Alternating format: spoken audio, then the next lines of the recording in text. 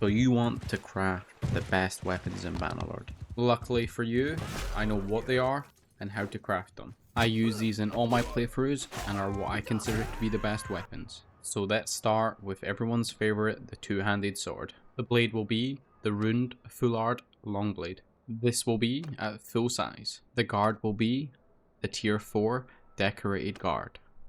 We will make this smallest size. For the grip, we will be using the tier 4 bottleneck fine steel two-handed grip. This will be at full size. For the pommel, we will be using the tier 5 southern faceted pommel. We will make this smallest size. In my opinion, this is by far the best two-handed weapon, as it gives you a good weapon reach, a good swing speed, and a high swing cut damage. Ideally, you will want this in legendary crafting quality. This weapon excels in all types of combat, including horseback. Also exceptional on foot. Moving on to the household necessity, the javelin. These are very cheap to make, as you only need 2 parts to make them. The first part will be the spearhead. The spearhead we are going to be choosing is the thin fine steel hewn spearhead. This will be at full size. Moving on to the shaft that we'll be using is the tier 3 mahogany javelin shaft at full size.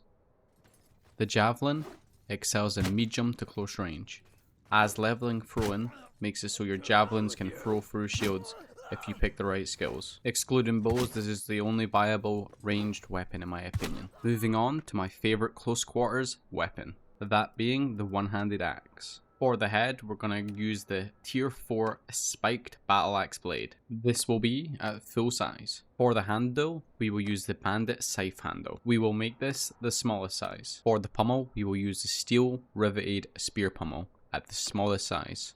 This weapon excels in close range combat. This is because it has a very high attack speed and it's not that big. This makes it great for sieges, as a lot of the time bigger weapons cannot swing in a compact formation of troops, making this one of my favorites to run with a shield. Moving on to the two-handed axe. For the head, we will be using the Nord hollow decorated two-handed axe head. This will be at full size. For the axe handle, we will be using the short leather wrapped great axe handle, and we'll be using this at 50% size. For the pommel, we will be using the tier 3 fishing boat pommel at the smallest size.